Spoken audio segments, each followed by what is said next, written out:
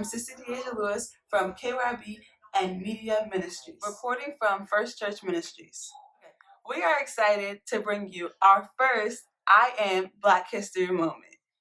Our very own Minister Avon Harris is our interviewer this morning. He will present and introduce our I Am Black History that is among us. Let us get started. So pretty much he was very influential on the preachers that you all are around. Yes. So you heard that message.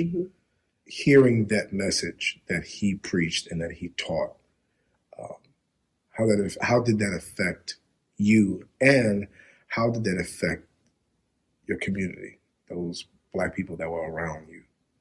How did that affect you? Well, it affected me by it taught me how to be nicer to people, and especially the older people that was in the church, because they got ignored, some of the older members. Yes. And it taught me how to serve them, and if they needed help with anything, I would be around to do that. So I learned from that how we have to love and help one another. Okay.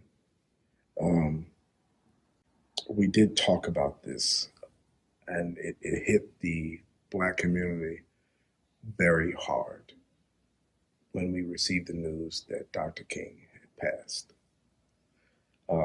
Tell us about that time. You don't want me putting that, but I was sleeping.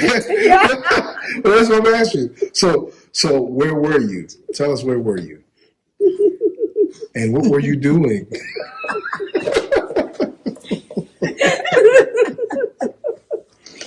In my bed sleeping.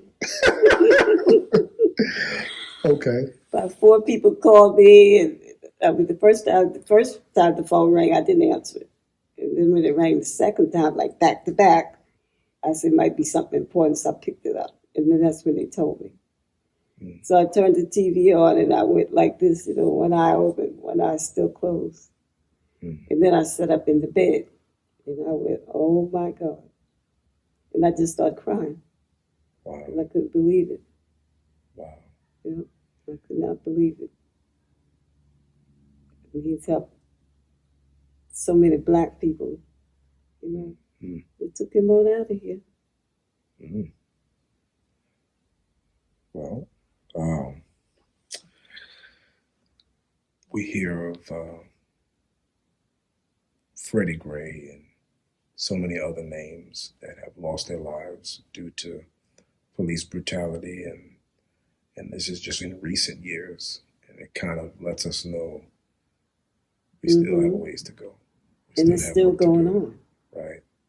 It's still going on. So, that being said, what would you say to the next generation of young Black people coming up behind you, who's, your shoulders are who we stand on? What would you say to us that are coming up and that are raising children of our own? What message would you have to give? Well, at first I would tell them to get a good college education, like become a governor or lawyer, that you could change the country, because it's in a turmoil right now with what's going on down at the White House. Right.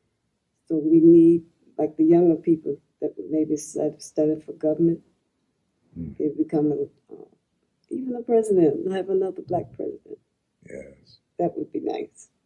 But my main thing is that they get a better education than what some did, that started and didn't finish, just complete your education.